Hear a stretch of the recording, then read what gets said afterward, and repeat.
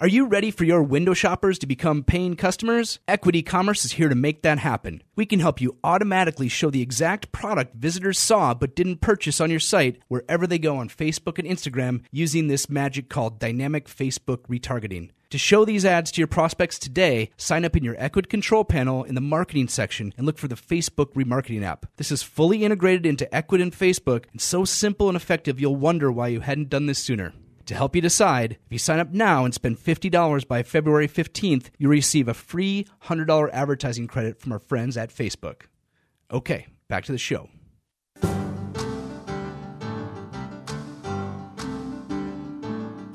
This is the Ecwid E-Commerce Show with your host, Jesse Ness, along with Richard O'Tay.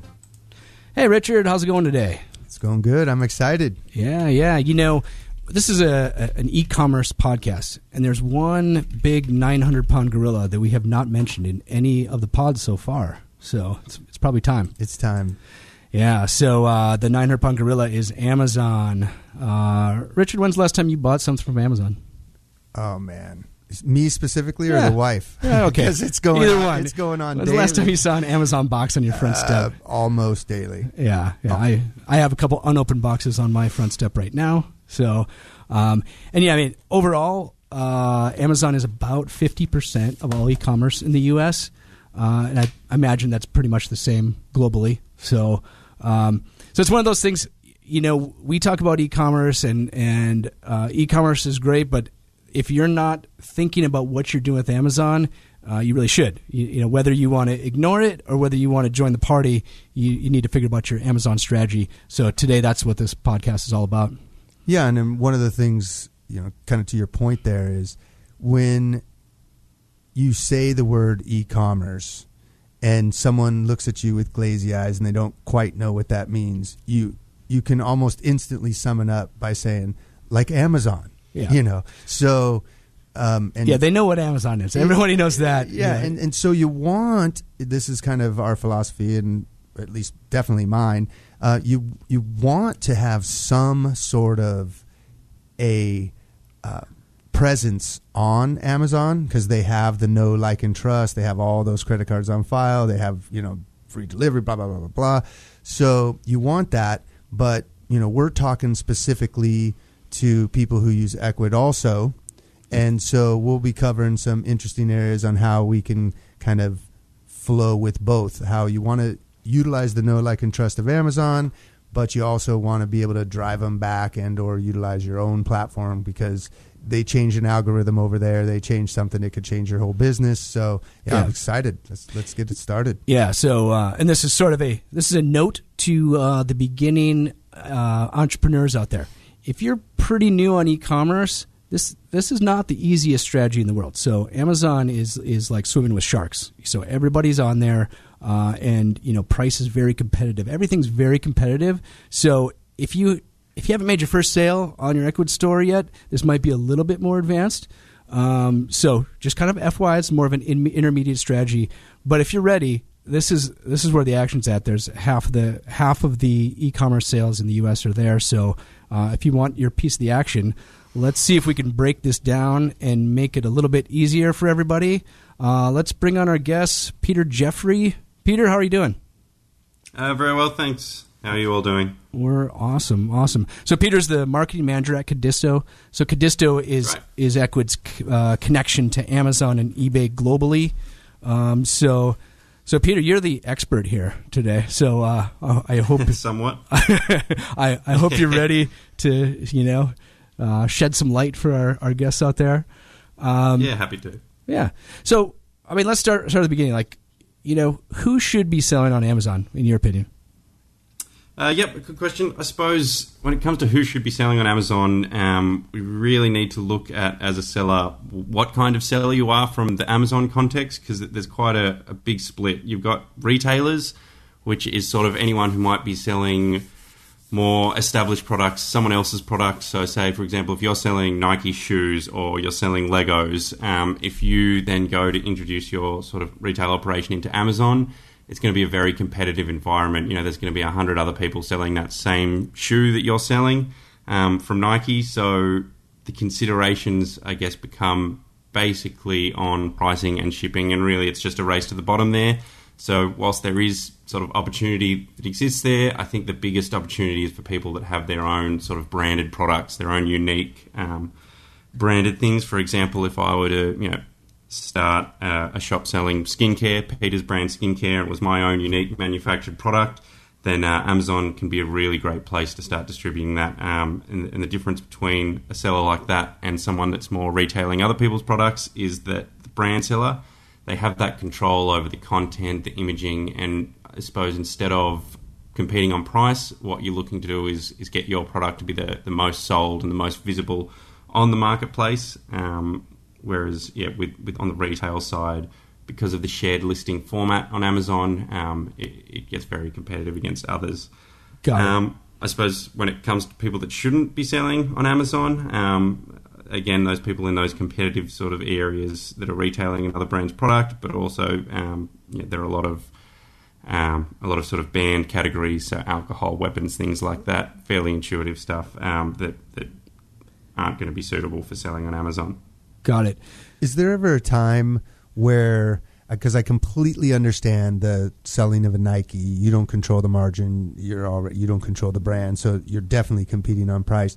But just a quick, and you don't have to go super deep on this, is there ever a time that you've seen where including that as one of your SKUs, like maybe I'll just run with this, you sell shoes and you have your own branded shoes, but you carry a couple other brands, like specific Nike SKU that's a hiking boot that, maybe attracts somebody via that. Is there any time that could help elevate your store, or if you're not selling enough of that brand, does that just, to an extent. I suppose where the biggest success for people that are selling other products that are competing with other sellers on Amazon for the same ASIN would be, I guess, that more sort of unique, less widely distributed kinds of products. So if you're sort of in a niche, maybe, fishing supplies, and it, first of all, we might be a bit less competitive, but also, if you're able to supply some of those more unique, more niche kind of products within that space, then through bundling and through your sort of Amazon store, it could be a good in for someone. So, for example, they come along, they look at, they're looking for a particular fishing rod and they find it, they might be more inclined to look around your Amazon storefront and see what you have on offer through Amazon, because it's a bit more niche. Whereas if you're looking at, say, the Nike shoe example, someone's a lot less likely to find that that Nike shoe on Amazon and then say to themselves, well, I wonder what other shoes this seller is selling, because it's such a wide market and so easily available. Yeah, makes sense. Cool. So focusing on the people that have their own product, their own, they created the product, they list it themselves. What can they do to get more visibility, inside of Amazon? Well, lots of things really. As a brand seller, so I guess the big difference is that you have control over your listing, you have control over creating it, and the content that's in it, and so the strategy really is to make sure that listing is the best possible representation of your product and your business. And then on the flip side of that, there's a long listing considerations and ranking factors which basically are used to get the most visibility possible for your product. So these are everything from sort of picking the right images to including the right keywords in your title and back-end fields of your Amazon to get the most visibility. And then from there, it's more a sort of ongoing performance metrics. So you want to be making sure your conversion rate, so the number of people that land on your page and actually buy the product, is high, and that's going to make Amazon recognize that, within the space of skincare, if it's an example, if yours is selling, more per 100 visits than the next guy's, then they're going to push you up the page and effectively advertise you themselves. So things like good star ratings as well improve that. Basically, maintaining that good customer service and having a good, well optimized listing. So, Peter, I was going to ask you, one of the things definitely we got to let the audience know here is that not only are you well qualified and well understanding of Amazon and a lot of the things you should and shouldn't do on Amazon, but because of your integrations with Ecwid, you make it a lot easier to get products and product listings on Amazon, which, as Jesse alluded to earlier, can be very challenging. Yep. So is there much do customers have to change? Like, say someone is listening to this, wow, I like this, I have more sales, I'd like to try Amazon, I'd like to look at that integration. We'll run them through exactly how to do that later, at least point them in the right direction. But do they have to change anything, or does it pull over the descriptions and pricing and everything from your Ecwid store? Yeah, so good question. So the way that our interface will work, so say if you've got a large catalogue of products, even, maybe a few thousand SKUs, we'll automatically take all that catalogue information and reformat it and use it to create the Amazon listings, and they'll be live, ready to go, and able to make sales. From there, though, like I mentioned, there are sort of a different set of factors to maybe an online store in terms of what makes a good listing and what makes an optimized listing. Some of those come down to things like title, description. So your description, your bullet points, things like that will come out of your Ecwid store. Through a basic integration with our product, we'll just take the title and use it to create an Amazon title, but we do have some features based around creating rules and operators. So, for example, an Amazon title, the kind of structure they like is to have your brand name, then the product name, sizing, male, female, things like that.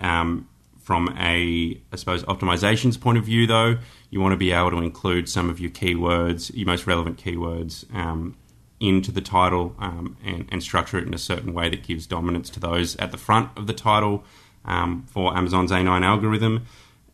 Through our product, you can do that with, like I said, sort of rule-based operators. So you can create a set of rules that says, when creating a title from my Ecwid catalog for Amazon, I want it to be structured like this: brand name, product name, maybe pull a keyword field from a certain back-end field in Ecwid, and basically you can sort of Frankenstein monster together your Amazon optimized titles. But from there, we always recommend you sort of continue to optimize and change beyond the basic sort of automated listing, and continue to always try and improve your listings manually for your sort of key products, or at least maintaining that visibility. Sure. So the good thing is that, so for anybody that's been listening to the podcast, the previous episodes, it sounds a lot like our SEO podcast. There's a lot of the same concepts, and if your product listing in Ecwid is already optimized for the right keywords, you're at a pretty good start for Amazon. So, and Peter, what I'm hearing is that, there's extra tweaks that should be done inside of Amazon. Whatever your keyword research for SEO is probably a good start, but there's a lot more you can do for Amazon specifically. Yeah, exactly. And it's interesting you mentioned SEO. It is a sort of area on Amazon that does exist for optimizing and for part of your strategy, but a lot of people sort of overlook it. But it is very important. And I suppose when it comes to Amazon SEO, if you've sort of managed to master it for your online store, for Google, the way I see it is that's kind of the big leagues. So if you can find success through SEO on Google, then Amazon's going to be a lot more straightforward. Basically, there's a lot less, fields and areas you need to worry about. Basically, it's your title and your you get a set of search term fields. So rather than in a traditional online store SEO environment, you'll be looking at putting keywords into your title tags, but also throughout the content of the page, and you'll be looking at backlinks, things like that. There's none of those concerns with Amazon. Basically, you've got your title and you have 5 fields in the back end of a listing, and you just tell Amazon which keywords you want to show up for in those search term fields. So it's a much simpler proposition. So it's like the old days. It's like the old days of SEO for people that have been doing online marketing for a while. Exactly, yeah. Like sort of old meta keywords and things like that is basically all it takes with the Amazon listing. And what's in terms of what's a good tip for? I mean, there's a lot of things you could do, but for title specifically, I've seen a lot of really long titles in Amazon. I have a hunch that's all done for kind of gaming the Amazon system. Is there a quick tip that we could pass along for the titles?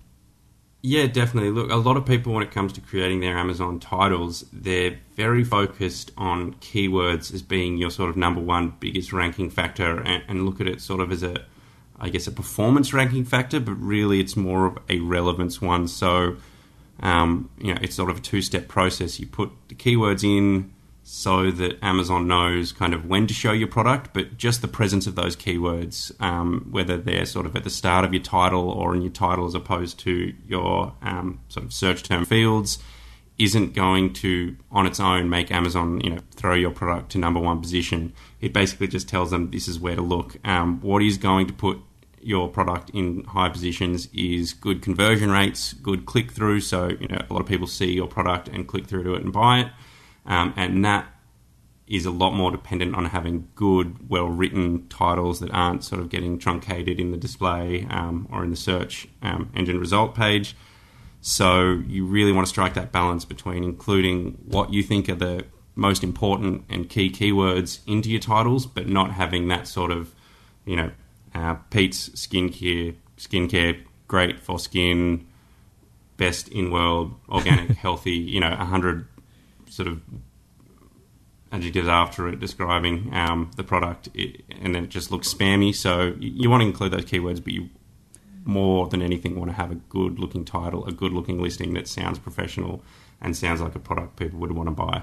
Got it. So don't go crazy with SEO and making it look, jamming keywords in there. Make sure a human reads it and says, I want to buy this. So okay. Yeah, I mean, by all means, put your most important keywords in there. But as soon as it starts either getting heavily truncated in the search results or starts sounding a bit like a bit spammy, then you've got those search term fields in the back end to play with. So you're better off utilizing them.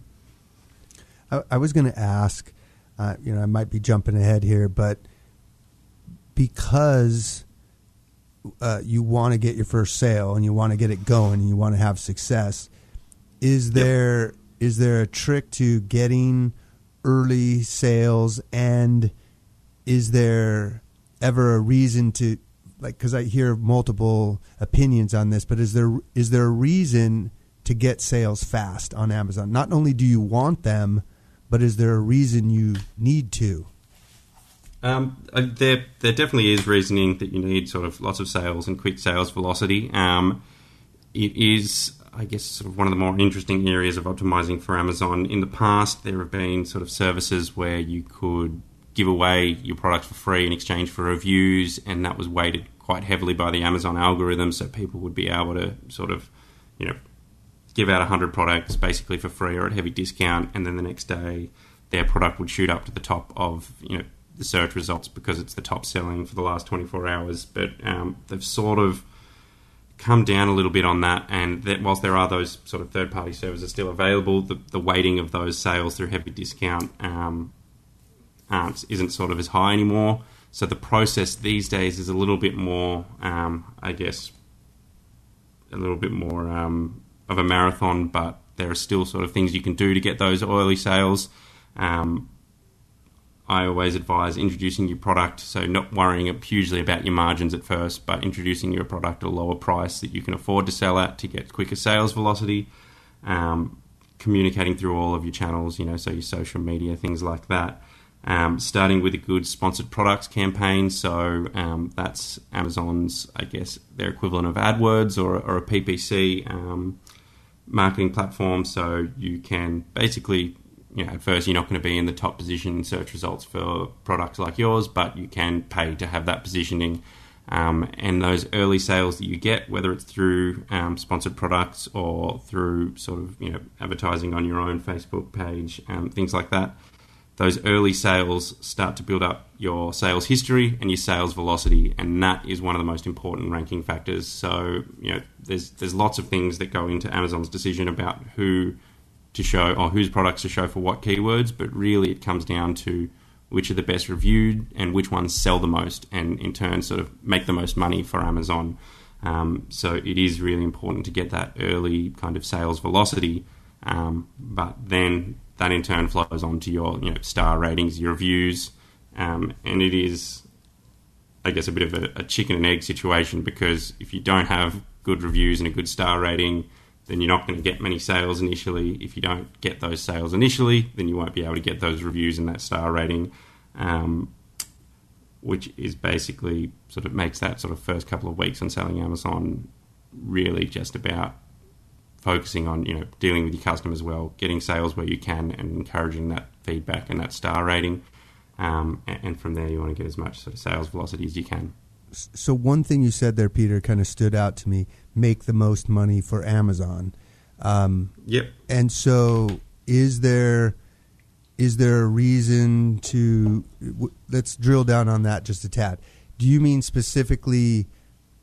You feel as if selling the total gross needs to be a lot of money. So does it matter to them how much they're making on any particular SKU, or is it if you sold $1 million worth of $5 things, that's just as good to them as if you sold, whatever, a $100 thing and you didn't sell under $1 million, right? I don't want to do math right now, but you get my point. Like, is it a total number of sales they get happy, or is it total number of SKUs being sold?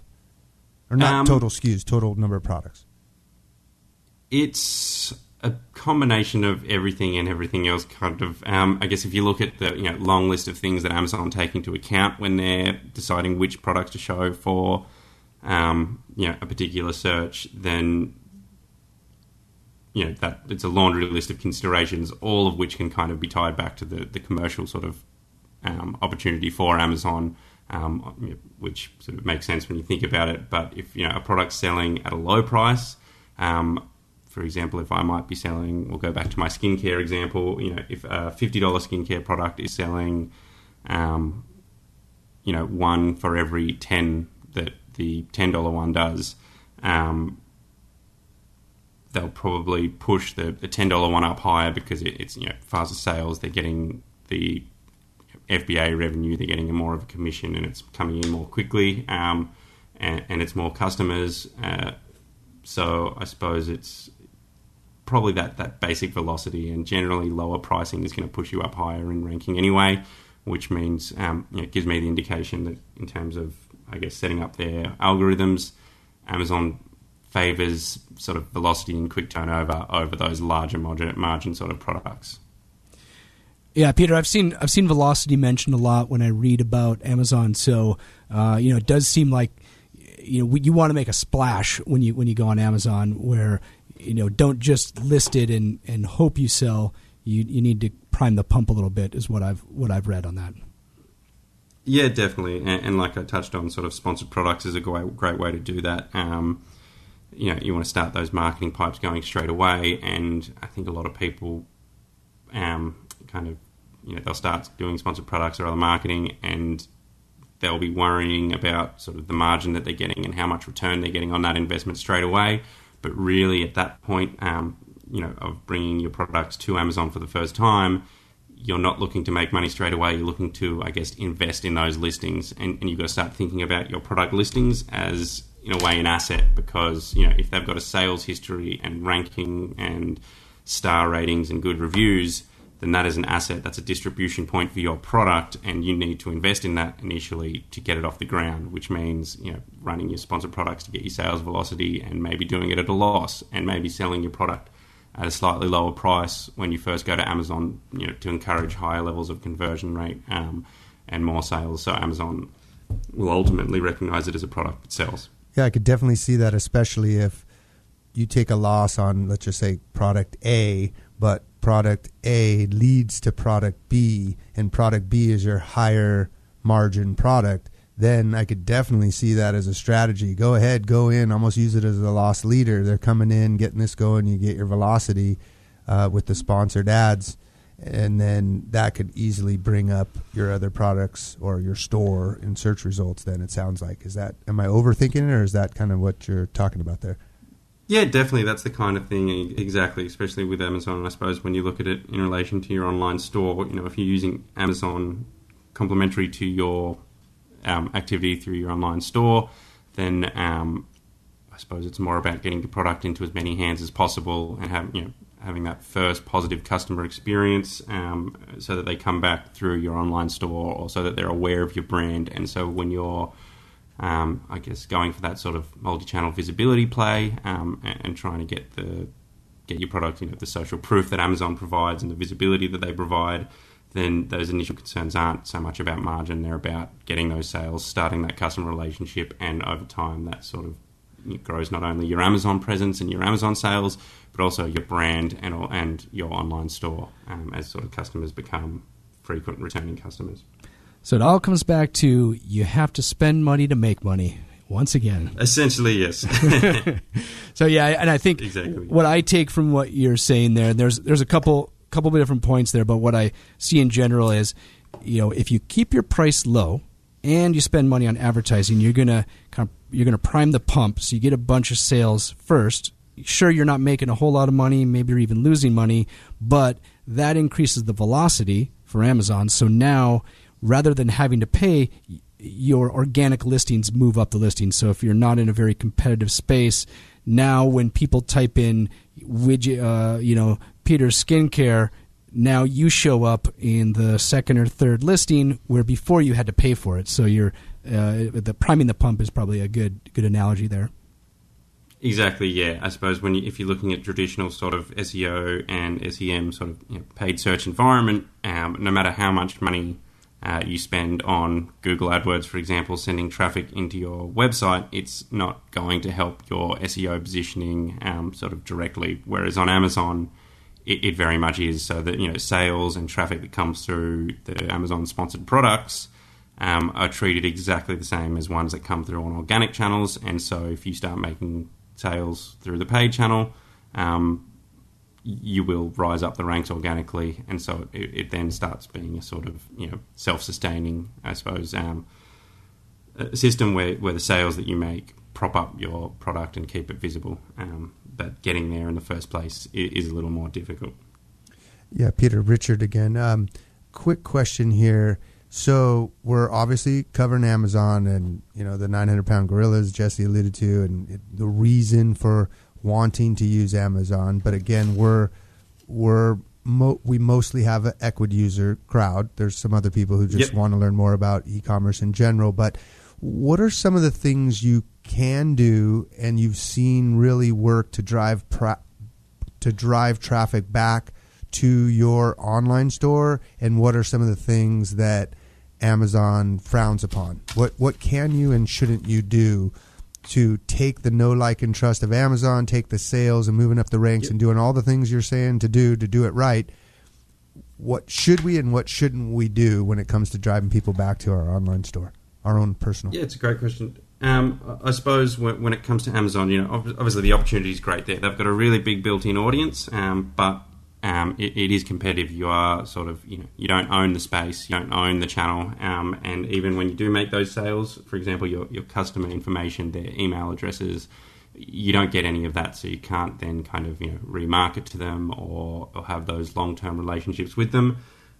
So when it comes to bridging that gap, though, there are a few things you can do.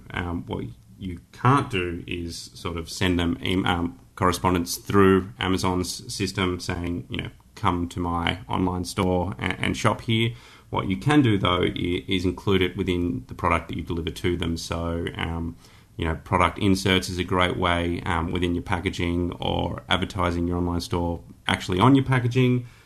Things like warranty registrations, or cashbacks or discount codes for future purchases from your Ecwid-based online store.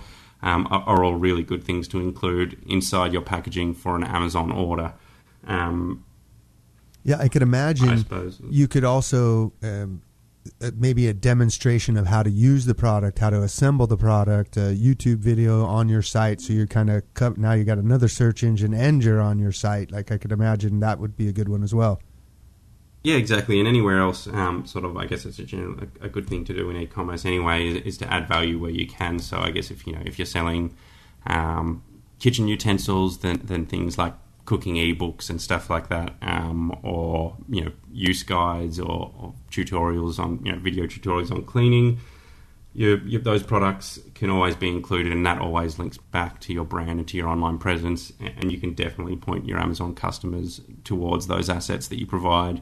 And that's sort of a good step to creating that customer relationship over time. Yeah, I recently bought was a charging station for all the devices in my home, and of course there's different cables for different things, and they said, just send us your email and your address, and we'll send you 3 free cables. Just say if you want an iPhone X or whatever, and of course I did it. It was free, but they now have my email and my address, so genius. Yeah, exactly, and that's, I guess, the kind of strategy you're looking for. And I suppose you can do all those things to bridge the gap to get them into your email list and to be able to market to them or to get them back to your store. But I think the biggest thing when you're looking at Amazon as a sort of complementary sales channel is not so much necessarily thinking about it just as a place that you're getting extra sales, but also I guess it's 3-pronged. It's the visibility that you get there, so people don't, people's shopping behavior now is that they might find a product either on your online store or on Amazon, but they will conduct further research. So if they find you on Amazon, they'll go and do research to find out, are you a real brand? What's your identity as a brand? They'll look at your Instagram, your Facebook, and your online store. Conversely, if they find your product through your online store or maybe your social pipes, they'll want that sort of social proof that Amazon can provide with reviews. So they might not buy it from Amazon, but they probably will go have a look there to see what other people have said about your product. So I guess it's that visibility of being on multiple channels, the social proof that comes with that, and the reviewing system. And like with all channels, it's that ongoing positive customer experiences will ultimately lead back to improving your brand. So sales that you have on Amazon, you can include an insert, or you can encourage people to come back to your online store, and that's all great strategy. But the number one thing is really making sure that they have a good experience with the product and a good experience with you in terms of customer service, if they do require that interaction. And that sort of positive brand experience is always going to funnel back to your online store and to your brand.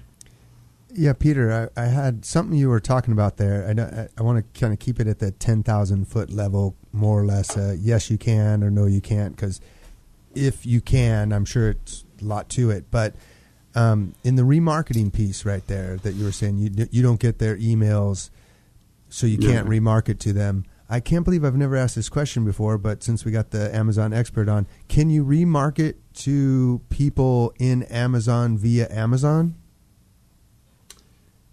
Via Amazon, no. So you can... so if they've landed on your page before and you're just like, hey, here's me again, unlike doing it on... Oh, okay. That's...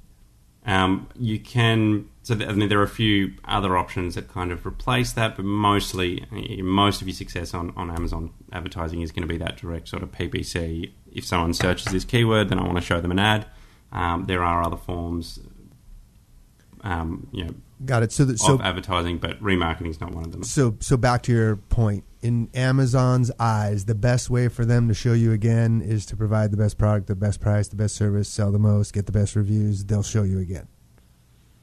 Exactly. Yeah. And I suppose anyone that is getting started out, I won't go through and list every ranking factor because that sort of education is widely available on the internet. But if you are going to start selling on Amazon, you're serious about it, and you want to get your listings to be seen and to be purchased, then definitely go through. And it's really Amazon selling, I suppose, compared to maybe some other channels. It's more of a checklist than it is a considered strategy. And if you go through and make sure you've got optimized titles, quality images, good descriptions, good star ratings, and tick all those boxes, then you'll have a successful product. It's basically that simple. So, Peter, on the I personally have sold stuff on Amazon, and I can tell you from personal experience, it's tough. The ads are tough. People nobody leaves reviews. So I have a personal request. How do you get more reviews on Amazon? Nobody leaves reviews. I don't leave reviews either, so I'm not surprised. Yeah. But, how do you... I know they're important. Everyone says, you got to get reviews. You got to get 5-star reviews. Okay, that's great. But how do I get them? It's a good question and a tricky one. Like I alluded to before, there are those sort of third-party services that are based around giving away your product to get reviews. In the past, they worked really well, but I guess Amazon sort of stamp down on that a little bit these days.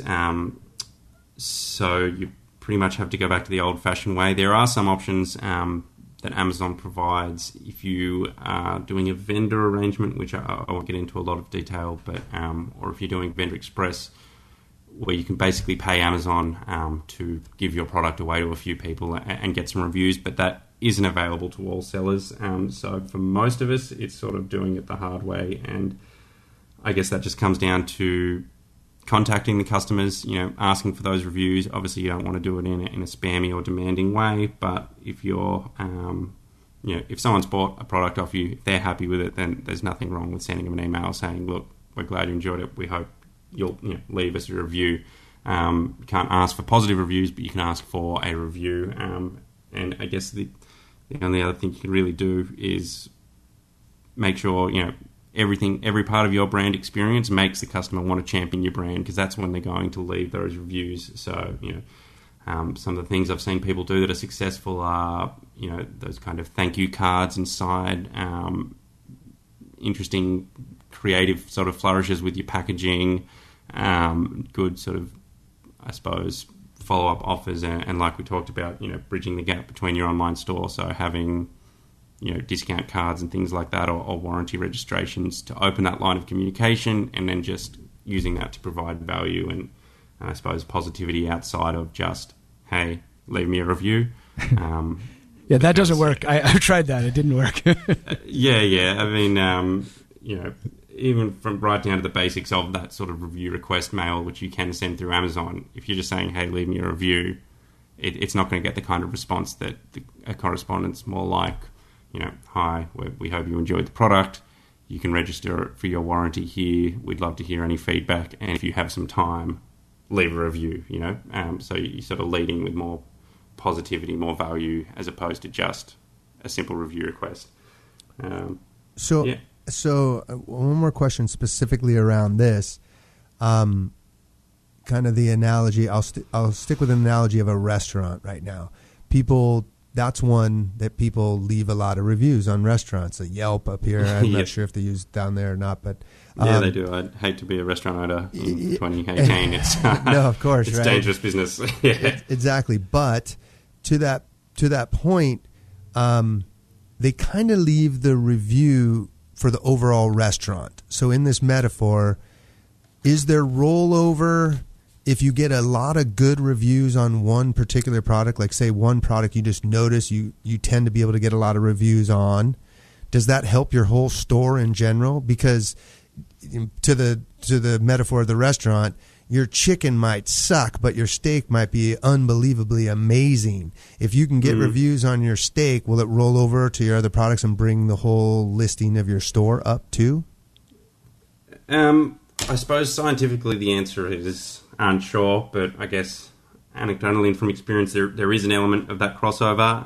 I suppose on Amazon it's worth noting there's two different rating systems. So there's the sort of seller rating, which they've kind of been in a way phasing out and moving away from, which is where you rate the interaction in terms of shipping, customer service, and the product rating, which gets attached to a specific product listing. So if we touched on earlier about retailers, so if you're selling just Nike shoes, then that's seller rating, which comes from how the fulfillment process has been and whether you've managed on-time delivery, if you're fulfilling it yourself, things like that. That becomes important in that particular competitive space where you're looking at, I guess, winning what's called the buy box, the add to cart button, against 20 other sellers of the same product. When it comes to introducing your own branded product, then that product rating is always going to be 100 times more important. So the star rating that's attached to the specific listing of the product. That being said, in terms of being a brand that's sold lots of products, has a good seller rating, and is recognised by Amazon's system as, I suppose, being established and well reviewed, then when you introduce new products or have products that haven't got that sales velocity or star rating yet, they are going to get a bit of a push. More so, I suppose, because Amazon's algorithm knows that you're a genuine genuine supplier of a good product. But I wouldn't say it's as scaled as some of the other factors. So, it's more, I think, from Amazon's, or at least the A9 algorithm's perspective, is this an established seller? with good ratings and reviews, yes or no. And if it's a yes, then when you bring a new product with no ratings, it might push it a bit harder. If it's a no, then it'll probably put you down in the weeds with all the other new products. Got it. Makes sense. And by the way, to the listeners here, I bet you have no idea where Peter's from, but Peter's from Australia. And I know that Amazon's fairly new in Australia. How long has Amazon been in Australia? Probably about 6 months now. Might be even longer the way time flies, yeah. Okay. It came late last year, so just in time for Christmas. And do you have your Amazon Prime membership? No, so they haven't. So it's been a bit of a phased rollout. So Amazon Prime hasn't launched yet. So they basically started with FBM only, which is merchant fulfilled, and then they've rolled out FBA recently. So for those that don't know, that's fulfillment by Amazon, which basically means sellers can send their products into an Amazon distribution center and have them sort of fulfilled from there, basically outsourcing that logistics to Amazon. So that's only just recently sort of been added, and then Prime's next on the slate. So it's very much they're introducing things sort of one at a time. Got it. And so for listeners around the world outside of Australia, in order to get the Amazon Prime designation, I know there's a couple other ways you can do it, but the main way to do it is to do this Fulfillment by Amazon program, the FBA. Peter, exactly. Can you go into more detail on that? Like how do people set that up? It's very simple. So basically, FBA and FBM, the split is so fulfilled by merchant is, I guess, you're listing your product for sale on Amazon, and if it gets sold, Amazon takes their referral fee, their commission, and you deliver the product. You have to deal with all of the logistics-based customer service and make sure it gets to the product within Amazon's sort of service delivery timeframes, whereas FBM is a different proposition altogether. It's basically you list the product for sale on Amazon, and then you raise a sort of delivery order with Amazon, and you say, I'm sending 100 units of this product into your warehouse, and it sits there until someone purchases it. When that happens, Amazon picks, packs, and delivers it for you. And they also deal with all the all the shipping-based customer service.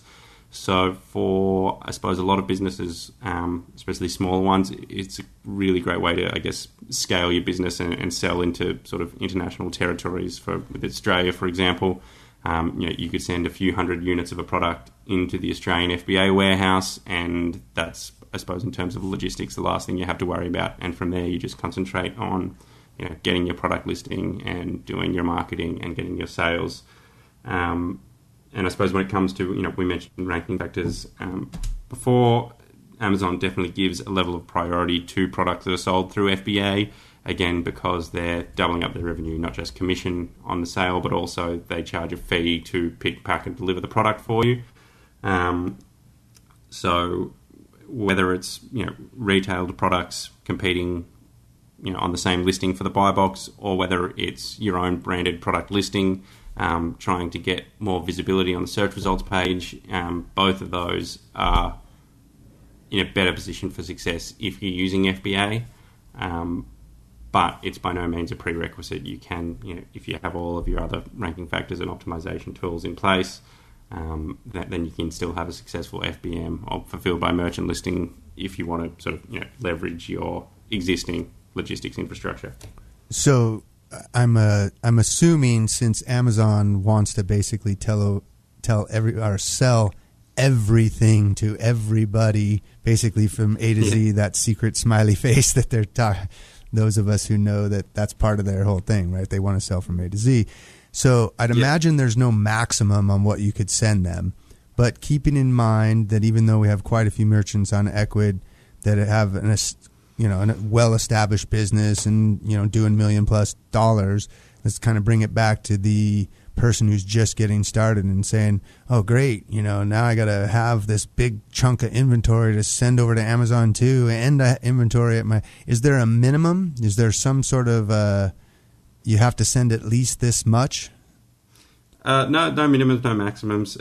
You do have to be aware on the upper end, though, say you send 5,000 units and you're only selling 2 a week, Amazon does charge monthly fees for the storage, which kind of can get quite expensive if you're just leaving things there. So it's not so much a storage. You definitely need to be distribution minded and send a realistic amount that you can clear through within a couple of months and do all your, I suppose, usual margin impact analysis when it comes to that.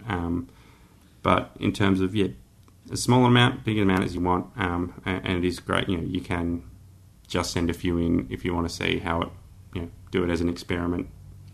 Perfect. Before committing to those larger deliveries.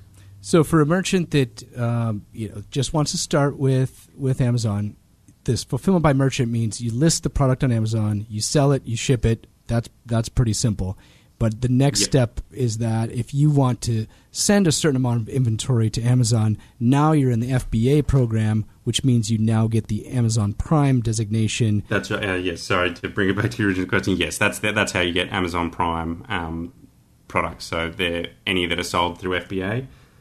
You can though get merchant fulfilled Prime now, which there's a few hurdles to leap. But if you're able to deliver or offer the sort of delivery promise that Amazon does through their FBA, through your own logistics channels, then you can apply for and be granted the ability to have what's called merchant fulfilled Prime. So it is a Prime, or from the customer point of view, a Prime delivery, and is valid for the Prime program, but the logistics and the shipping is handled by you, the merchant. Yep. You just need to do that in 2 days, though, so can be a tough hurdle.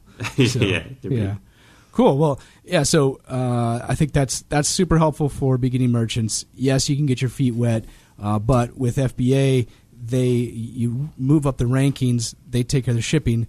Also, as a kind of a tip to people that are doing this as a side hustle or don't want to pack and ship anything, FBA can also be used to ship your own products. So you can ship products to Amazon and then say, you sell something on your own Ecwid store. You can log into the back end of Amazon and have them ship it for you from their inventory. So if you are if you want to take a vacation once in a while, that also is helpful to have your products at Amazon and ship it out of Amazon. So awesome. That's right. Yeah, and that's called FBA with multi-channel fulfillment. Okay. Okay. Good deal. You know all the terms, Peter. I know the generalities, but you got all the terms right. So.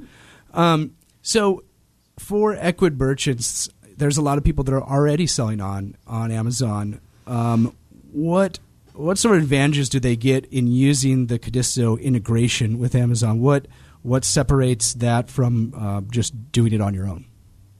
I suppose where the advantage comes in is particularly if you have a larger catalog set, is that centralized control, not having to go into Amazon, and also we integrate with eBay as well, so you can manage all three of those from the one central location, Ecwid. And particularly if you're doing your own fulfillment, then there's a level of inventory sync which you just can't do manually. So basically, if you're selling on the 3 channels and someone buys 2 units of your product from Amazon and you have 10 in stock, we'll instantly update your eBay and your Ecwid store to reflect that you only have 2 available, which means you never have those inventory mismatches, or even more costly are those oversells where if you're doing multi-channel manually, you often might find yourself in a position where you've sold products that have already been sold on another channel that you don't have available anymore.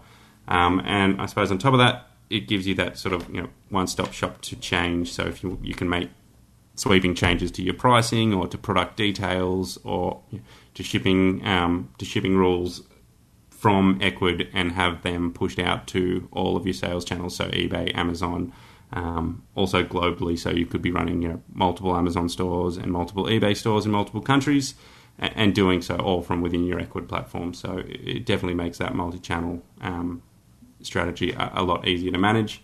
Awesome. So this is all going to be located inside of your Ecwid control panel then? Exactly, yeah. And I think the biggest advantage as well is if you're new to the marketplace and you want to create those listings, especially if you're a branded product. So you need to create descriptions, title, copy, images, all the back end if you have a large number of SKUs, then to do that manually on Amazon takes a long time. eBay as well, and it can get very tricky with flat files and upload sheets. Whereas with the Cadisto integration for Ecwid, it's really just a few clicks and an automated process, which makes it a lot quicker, a lot easier. Is it possible to say, maybe I want to charge less money on my Ecwid store, but with Amazon I want to charge a little bit more because Amazon's taken such a big cut? Is that possible to do in Cadisto? Yeah, definitely. So everything, every field that is synced with Amazon or eBay basically operates on rules. So for pricing, for example, you have options to do a fixed cost. So whatever your Ecwid price is, that'll be your Amazon price, or you can have a percentage up or down. So Ecwid price plus 3%, or Ecwid price plus a flat $1 or $2, or you can alternatively manually set, you can turn the pricing sync off and set a specific manual price for the marketplace. So there's a lot of flexibility there, and that same sort of flexibility moves across to basically any field. So, like I mentioned before, your titles, you can structure them using field operators and rules, and same thing, with your shipping and basically every other field. Awesome. I mean, sounds like there's a ton of detail here, and like pretty much any flexibility you want is built in. Where can Ecwid merchants go to learn more about this integration? If you go through your sort of Ecwid interface, it is in the Marketplaces tab. So I think the best way to get started, it's free for 30 days to install and use the app, and to list as many products as you want on Amazon and eBay. So I suppose best way is to learn by doing and give it a go if you're thinking about it. We also do have sort of more information about our brand and the product at our website. And if people sign up, is there do you provide some more emails and things on how to set this up? Is there any more education that the merchants can get as they go through the process? We do, yeah. So we so sort of during the 30-day trial, we'll send you sort of what you need to get started in terms of using the product and a little bit of introduction to the marketplaces. And we have a full customer service and onboarding team. So our onboarding specialists, especially if you've got a slightly trickier integration or a larger catalog, they're there for basically any help you need in terms of setting up your Amazon and eBay listings through Ecwid and Cadisto. Awesome. So it sounds like there's a lot of help to get people started, and I want to take the opportunity to encourage any Ecwid merchants out there that Amazon's 50% of the e-commerce market out there. So please check out the sales channels. Go look under sales channels. Go to Amazon. You get a 30-day free trial for Cadisto. So if you're ready for Amazon, now is the time. We got an easy integration put together for you. Peter, any last words? No, other than thanks for having me on the podcast. And if anyone has any questions about sort of Cadisto or about the integrations or how to get started, then they can feel free to get in touch with us or get in touch with me directly. More than happy to help. Awesome, Peter. Thanks for coming on the podcast. Really appreciate it. This is Jesse. This is Rich. Take care. Thank you.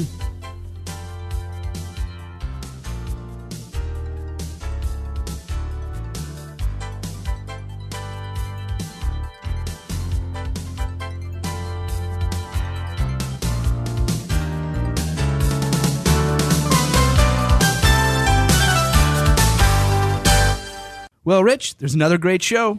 And when you add it all together with the other shows, you won't miss any strategies or new tactics on how to grow your online business. So to make sure you don't miss anything, subscribe on your favorite podcast player. Rich, what player do you like?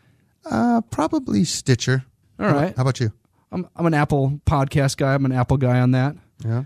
And we're growing right now. A listener asked us to add Google Play as a platform. So we just added that a couple weeks ago. We have Spotify, SoundCloud. Nice. We're everywhere. So subscribe on your favorite platform, and don't forget to rate and review us. So we know what you think. Yeah, rate how we're doing, review on what we have done, tell us topics you'd like us to cover, tell us if you think we're great and you are going to take over the world. Subscribe, rate, and review. It's the only way we'll know, and it keeps the shows coming. Thanks, everybody.